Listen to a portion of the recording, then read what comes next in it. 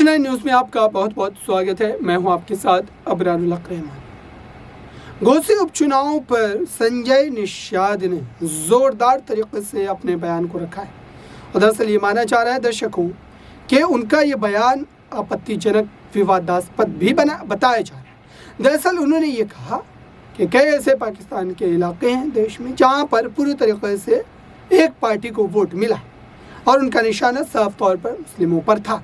अब जाहिर सी बात है कि इसके कई राजनीतिक एंगल निकाले जा रहे हैं। हालांकि उन्होंने कई सारी बातें और भी रखी, लेकिन इस बात पर सभी की नज़रें टिकी है।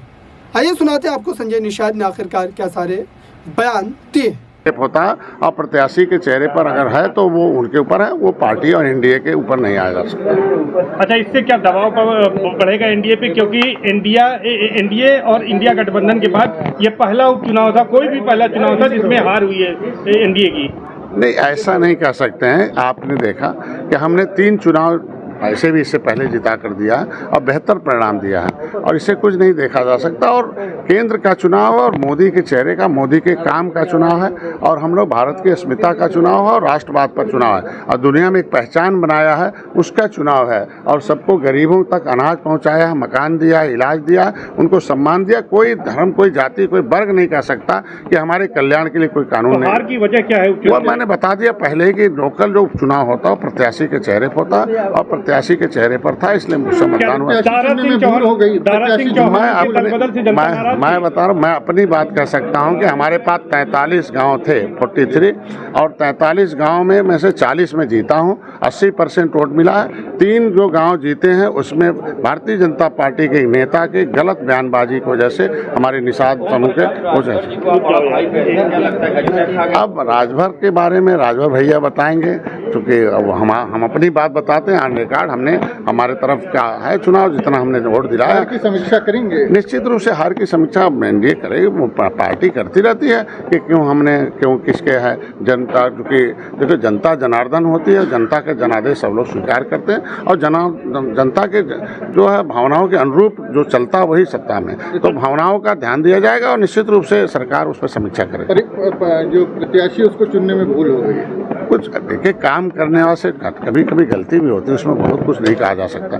लेकिन पहले बता दिया कि आज के दिन में कोई आया तो उसे भी सम्मान मिलना चाहिए। अगर दारा आए तो हम उन्हें सम्मान नहीं देते, तो भी एक आता कि लेके आए और उन्हें सम्मान नहीं दिया, तो सम्मान देना हमारी पार्टी का काम है, इसलिए सम्मान। अच्छा, ये बताइए कि जिस तरह से दयानिधि स्टालिन और उसके बाद अब सनातन धर्म को मिटा दिया जाएगा, क्या कहेंगे इसको लेकर? क्या देखिए, हमारे इस धर्म भारतीय संस्कृति को मिटाने वाले आए, 750 बरस तलवार लेके आए लेकिन नहीं मिटा पाए, मिट के चले गए। 350 बरस तोप लेके आए थे, वो भी मिटाने गए, मिट के चले गए। अब पूरी दुनिया में जैसे भारत से बैक होना शुरू किया तो साम्राज्य उनका सिमट गया।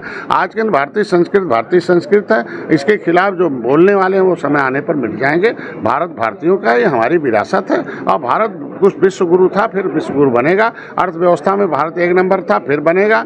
और आज G20 का नेतृत्व है। हम लोग देखे 2024 में लक्ष्य निर्धारित किए, भारत को समृद्धशाली बनाना है, ताकतवर बनाना है, फिर से इसको अर्थव्यवस्था में 3रे नंबर पर लाना है और फिर आगे जो गरीब कल्याण योजनाएं हैं उसे धरातल पर लाना है, उसे हमको धरातल पहुंचाकर सभी जातियों को विकास की मुख्य धारा में। अच्छा, एक आखिरी आपने कहा था कि उसको जो है कानूनी प्रक्रिया से जो है वापस लेंगे, तो क्या अभी तक इसमें क्या प्रगति हुई है? देखिए, मैंने जो हमारे सरकार के अंग हैं सभी से मैंने कह दिया, उस पर कार्रवाई सरकार भी विचार कर रही है और मैंने कोर्ट में अपने वकील लगा रखा है।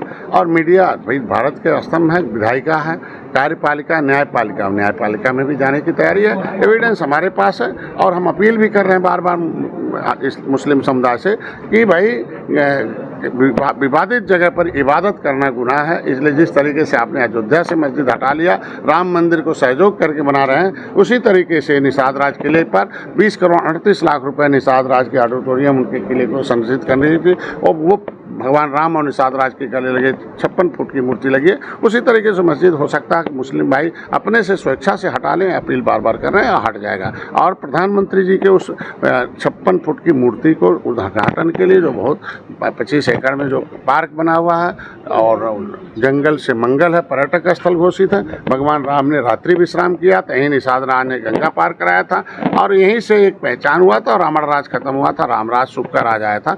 फिर से हम लोग चाहते हैं कि ये जो भारतीय संस्कृति की शांति संदेश है भगवान राम निषाद राज का, दुनिया में फैला है, उसके लिए हम लोग काम कर रहे हैं।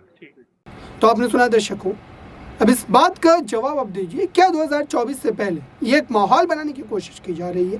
क्या 2024 से पहले जानबूझकर के ऐसी छोटी पार्टियां को जो है एक तरीके से भाजपा ने काम पर लगा दिया है? क्या आप माहौल बनाइए और इसका साफ तौर पर भाजपा को फायदा पहुंचाए? 2024 में क्या फिर से एक बार धार्मिक आधार पर चुनाव लड़ने जा रही है भाजपा? फिलहाल इस बयान के बाद कई विपक्षी दलों ने इस पर जोरदार तरीके से पलटवार किया है। इस खास रिपोर्ट में बस इतना ही। जुड़े रहिए बड़ी खबरों के लिए नेक्स्ट 9 न्यूज़ के साथ।